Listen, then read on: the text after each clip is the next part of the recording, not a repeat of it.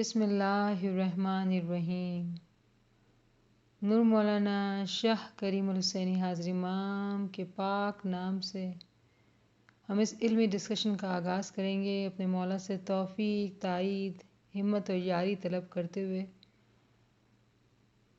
आज हम हमारे सेशन का पार्ट 2 करेंगे जो दोस्ती के बारे में है। तमाम साथियों को ये आली मदद। कलाम मौला ही में एक और चैप्टर है जो बहुत ही खूबसूरत है और जिसका उन्वान है सोहबत बद के बयान में। मौला फरमाते हैं, गैर दोस्त की संगत से थी मौत की सख्ती है आसान, कि जिस दिल तेरी दोस्ती नहीं उस थी तुझे दूर रखे रहमान। जो आप चाहवे उसको चाहिए और का तू चाहना है फूक, जो तुझे चाहवे सो सिरजनहार, दुनिया एक ना चाहवे लोग। यहाँ मौला बड़ी खूबसूरती से फरमाते हैं कि जिस शख्स को इमाम से मोहब्बत नहीं है वो आपका दोस्त नहीं है। यहाँ तक कि किसी गैर की दोस्ती करना वो ऐसा है जैसे मौत से भी बदतर। मौत की सख्ती इमाम फरमाते हैं कि वो आसान है, एक मोमिन के लिए मौत आसान है इस मुकाबले में कि आप किसी ऐसे शख्स के साथ बैठे हो जो इमाम को ना चाहता हो। फिर मौला फरमाते हैं कि जिस दिल में इमाम की मोहब्बत नहीं है, ये मौला की रहमत है कि वो आपसे दूर हट जाते हैं। तो अगर हम ऐसे किसी सिचुएशन में रहें जिससे हमें ऐसा बर्दाश्त करना पड़ा हो कि हमें अपने दोस्तों से, फैमिली मेम्बर्स से, किसी भी तरह के ताल्लुकात से हमें दूर होना पड़ा हो जिससे हमें जो है वो दुख या आज़ार पहुंचा हो, और इसकी वजह जो है वो ये हो कि वो इमाम से मोहब्बत नहीं रखते थे, तो आज हमें इस बात का जवाब मिलता है कि इमाम की ये रहमत है कि वो दोस्त, अहबाब, वो फैमिली मेम्बर्स आपसे दूर हो जाते हैं। मैं दोबारा इस वर्ड्स को पढ़ूंगी कि जिस दिल तेरी दोस्ती नहीं उस थी तुझे दूर रखे रहमान। ये इमाम की दुआ है हमारे लिए। जो आप चाहवे उसको चाहिए और का तो चाहना है फूक, जो तुझे चाहवे सो सिरजनहार, दुनिया एक ना चाहवे लोग। तो जो मोमिन की चाहत है वही इमाम की चाहत है। इमाम की चाहत जो है एक मोमिन का दिल है, तो गैर की मोहब्बत मोमिन के दिल में कैसे बैठ सकती है। और ये इमाम ही की रहमत है कि वो गैर दोस्तों को, उन लोगों को जो इमाम से मोहब्बत नहीं रखते हैं, वो हमें उनसे दूर कर देता है। तो ये इमाम की रहमत है। इस बात को हमें शुक्रगुजारी के साथ याद रखना चाहिए। फिर फरमाते हैं, बुरा कोई पासे बैठे उसको तुम बूझो शैतान, शैतान के वे मत सिखावे, आखिर तुम होवे पशेमान। बुरे से थी नित दूर भागो, संगत न करो उस संग, काली हांडी पास जो बैठे तो कालस ही लागे रंग। बहुत ही प्यारे अल्फाज में इमाम फरमाते हैं कि कोई बुरा अगर आपके पास बैठे तो आप समझ लो कि ये शैतान है, और शैतान जो भी आपको सिखाएगा, जो भी आपके साथ बातचीत करेगा, उसका नतीजा यही होगा कि आप पशेमान होंगे। तो क्या करना है हमें? उससे दूर भागना है, उससे दोस्ती नहीं करना है। क्यों? बड़े खूबसूरती से इमाम फरमाते हैं कि काली हांडी अगर कोई छूता है, कालक को छूता है, तो हाथ सिर्फ कालक ही आनी है और कोई चीज नहीं आएगी। टेढ़े का तो साया टेढ़ा, जैसा आप वैसा परछंदा, जिसकी खू टेढ़ी वे बात टेढ़ी करे, ए सच कर मानो साची पिंदा, जिन्हें सूधा मार्ग बूझा सब काम उसका हुआ रास, टेढ़े मार्ग जे कोई चलिया मतलब को नहीं पहुंचा हुआ निराश।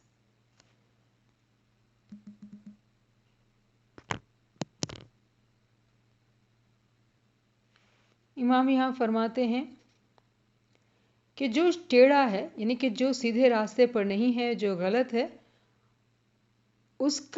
اس کی صحبت کا اثر آپ پر برا ہی ہوگا. وہ آپ کو کبھی بھی ساچی پند یعنی کہ سچی نصیحت نہیں کر سکتا ہے، سچائی کا راستہ نہیں دکھا سکتا ہے. تو ایسا شخص جو سچا نہیں ہے، جو امام سے دور ہے، جو امام کے علم و معرفت سے دور ہے، ایسے شخص کی دوستی سے سوائے اس کے کہ ہمیں نا امیدی اور تاریکی کے سوا کچھ اور مل نہیں سکتا. تو بھلا ہمارے لیے یہی ہے کہ ہم ایسی صحبت میں نہ بیٹھیں. عقل مند آپ سنگاتی کریے تو اس تھی نہ پہنچے کچھ زیان. بے عقل کی سنگت سے تھی دین دنیا ہوئے پشیمان. تجھے لوگ بے عقل کہوے جو تین سنگاتی بے عقل کیا، تو اس جیسا تجھے سبھی سمجھ لیوے.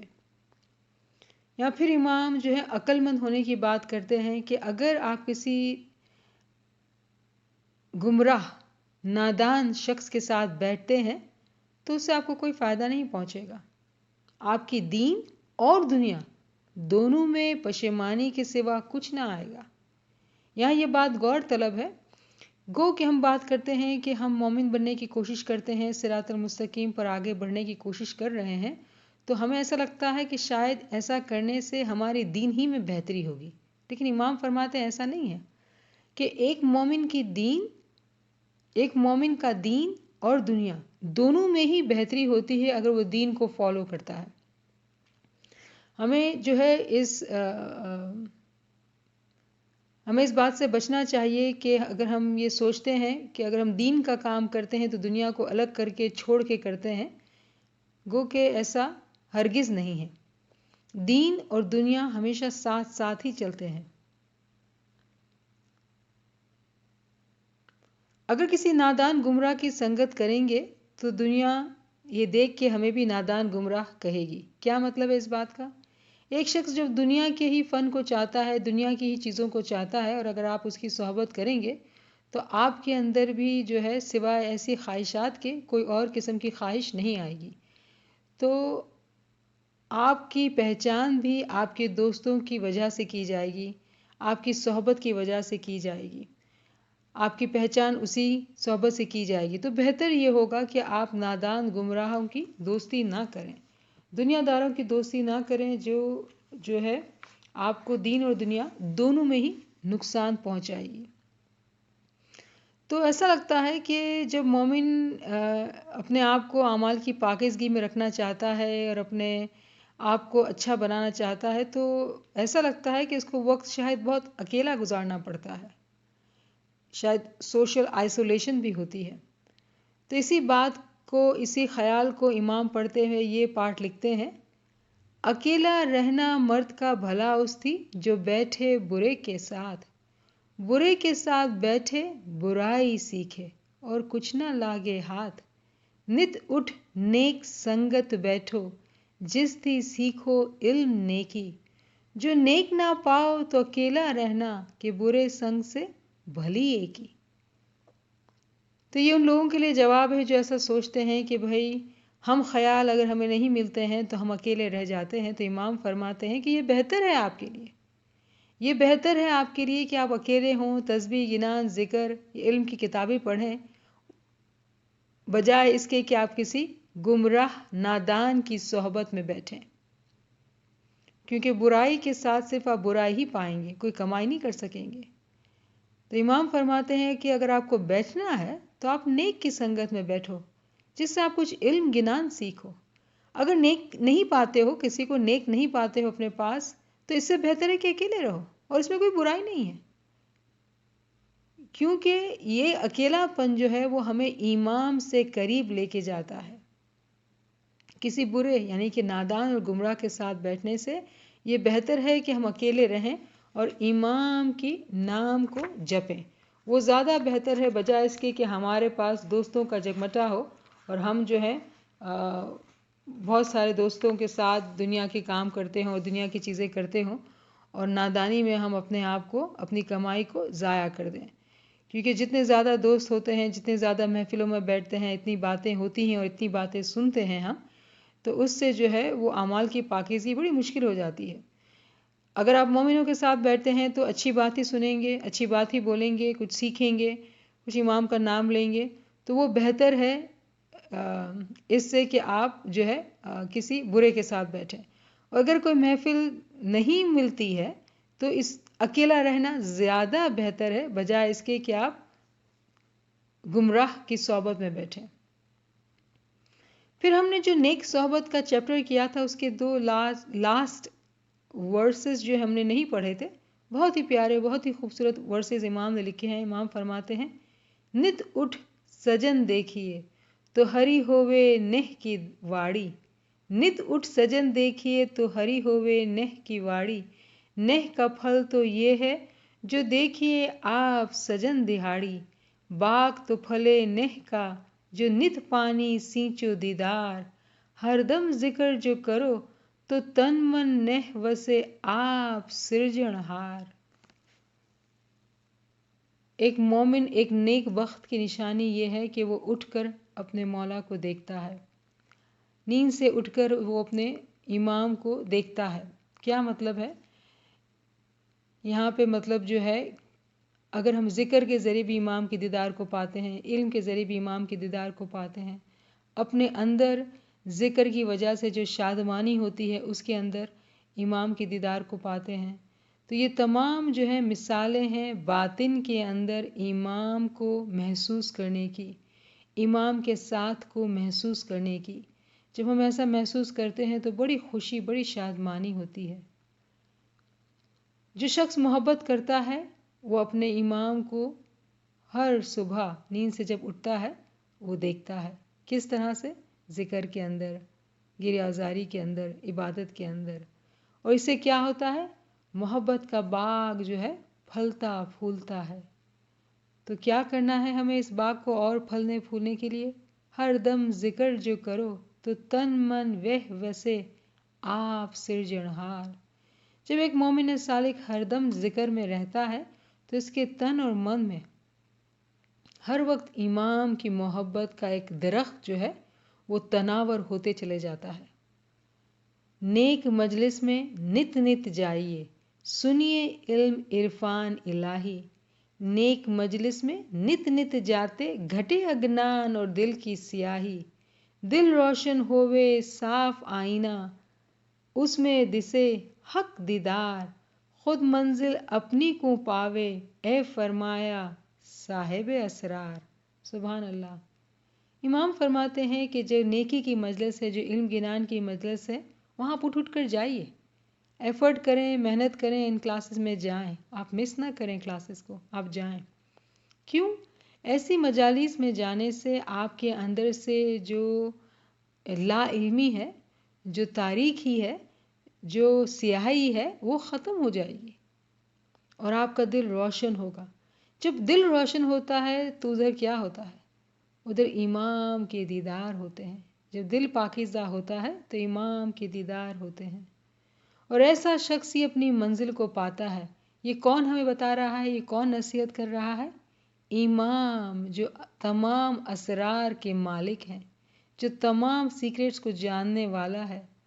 وہ فرما رہے ہیں ہم سے کہ اگر ہم علم مجلس میں جاتے رہیں گے تو ہمارے اندر امام کے دیدار کو پائیں گے، ہمارے دل کے اندر سے سیاہی، گمراہی ہٹ جائے گی۔ تو مولا جو ہے ہمیں یہ ہدایت دے رہے ہیں کہ میں رازوں کا جاننے والا ہوں، میں جانتا ہوں کہ آپ جو ہے وہ شادمانی پائیں گے، آپ کی لا علمی گھٹے گی۔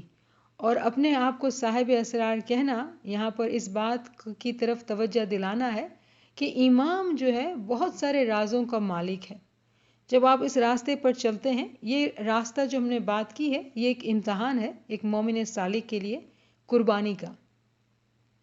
اگر وہ اپنے آپ سے دنیا داروں کی صحبت سے اپنے آپ کو دور کر لیتا ہے، شاید اکیلا ہوتا ہے اور علم گنان کی محفل میں وہ دوڑ کر پہنچتا ہے، کبھی مس نہیں کرتا ہے، تو اس کے نتیجے میں صاحب اسرار ہمارے اوپر ان رازوں کو کھول دیتے ہیں جس سے ہماری روحانی ترقی میں بہت تیزی آتی ہے۔